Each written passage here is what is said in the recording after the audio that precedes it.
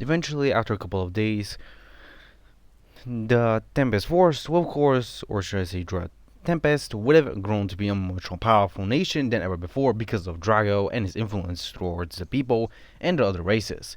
Because of Drago suppressing his true form, he'll be in his own version, which he calls the Silver Dragon of Justice form. It's a form that he obtained by suppressing his true form. A form that he was able to obtain by just seeing his descendant and eventually decided to create his own variation of a form. Instead of just deciding to have the original like golden color and practically shiny things, he decided to practically take the silver color. Since he's practically fit with this color, since he most likely decides to fit in the darkness, so he can be much more fittable and much more formidable foe for his opponents. So yeah.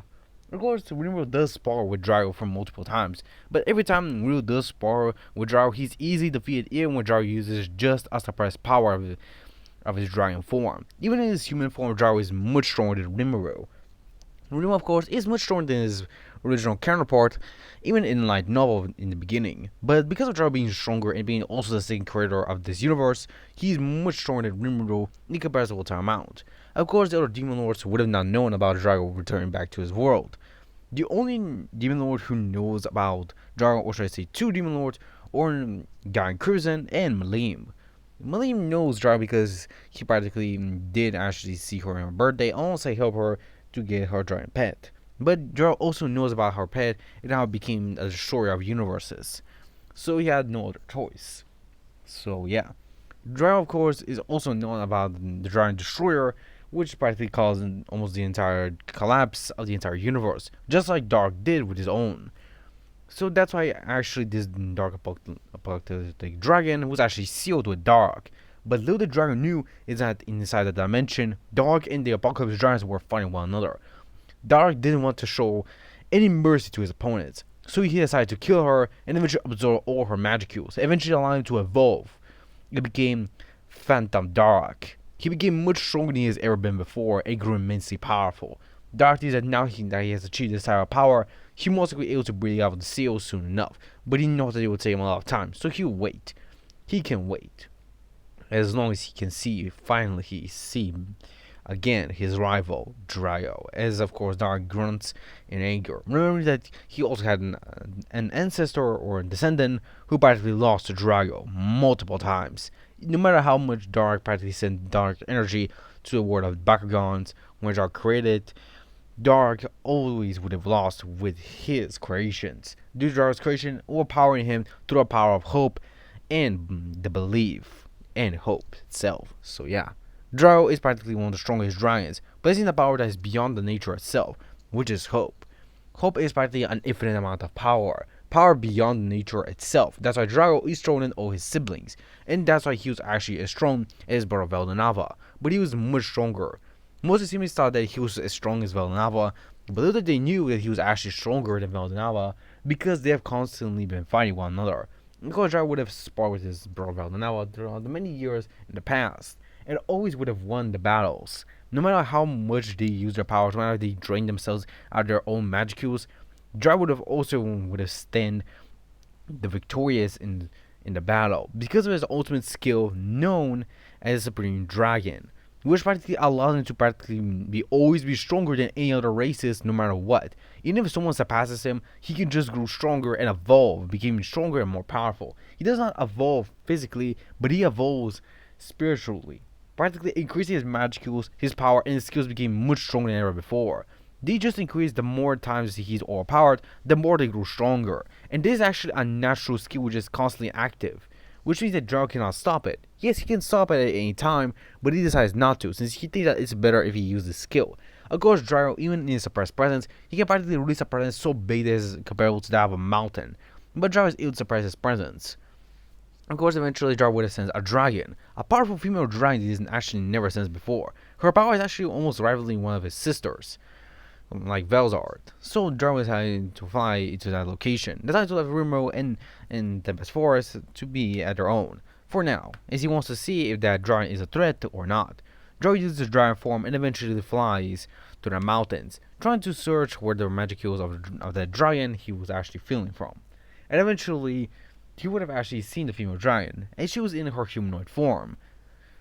This was Tiamat. In this universe, Tiamat was actually one of the creations of Veldanava, a powerful creation that was created a long time ago. But because of her wild nature, she was sealed by Veldanava because of her intense wrath and hatred for other races except dragons and much more other beings. She mostly hated the human race since they only wanted greed and nothing else, while the other races wanted peaceful time. That's why she hated humans and wanted to destroy all of them, even if it meant destroying the world. That's why Veldanava sealed her away, but because of him disappearing, the seal was completely disappeared as well. But it was a much more slow process than Veldanava's disappearance.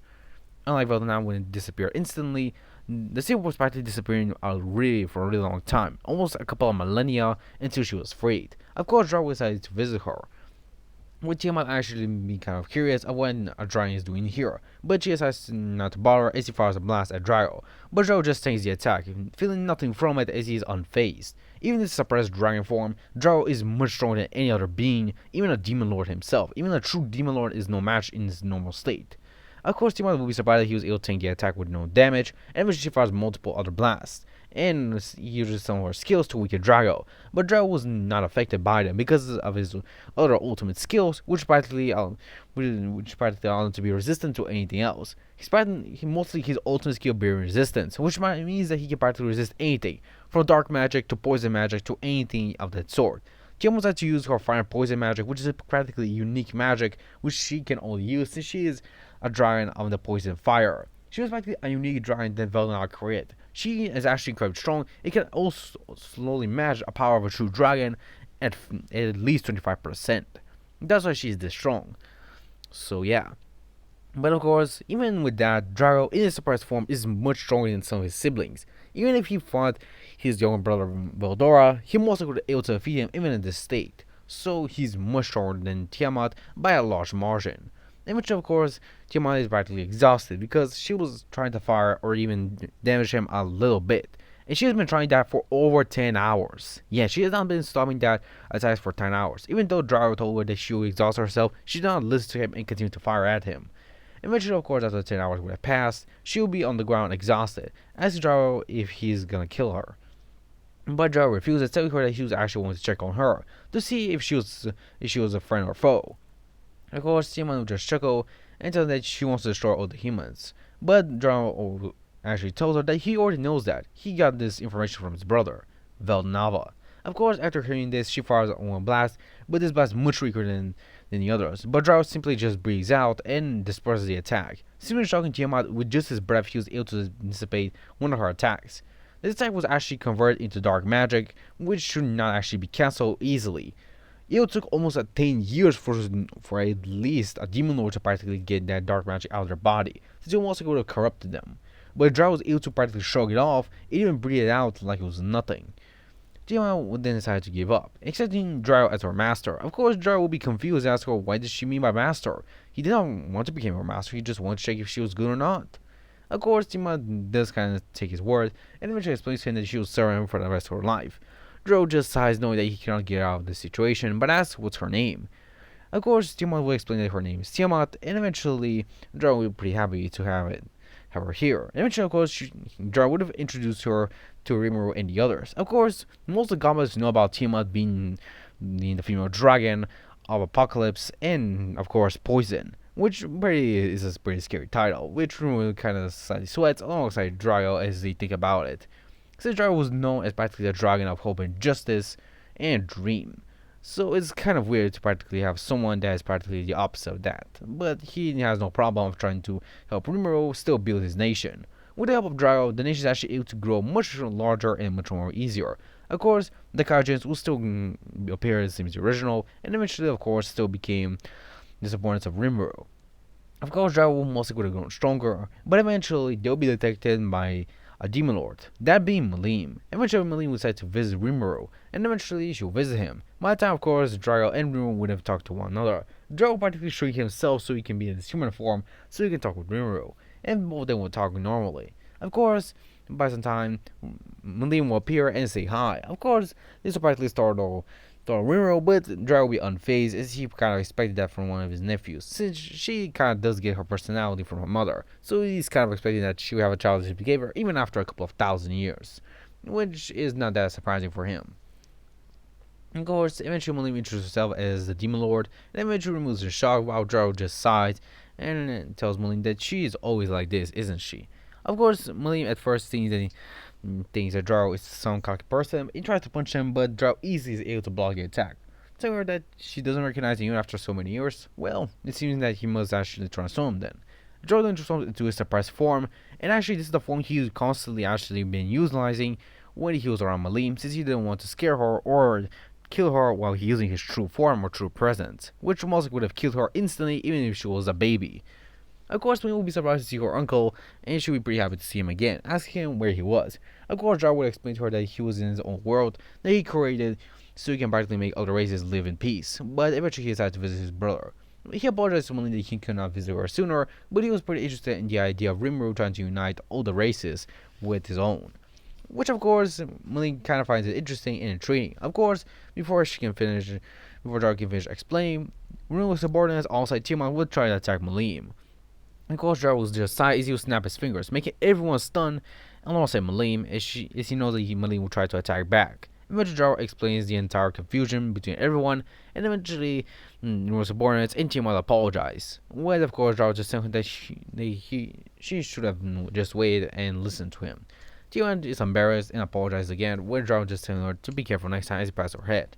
She is embarrassed, but telling that she will be as they go it's time to Raya, so they can practically get some drinks and food so they can relax. Since Drow wants to talk with Malim about what happened in a couple of years. Since he was not around here and doesn't know what happened after so many years. It's been a really long time, but he can get a gist of it, even if Malim does not explain it as normal as it should. But guys, this is the end for this chapter. See you guys in the next one. Sayonara.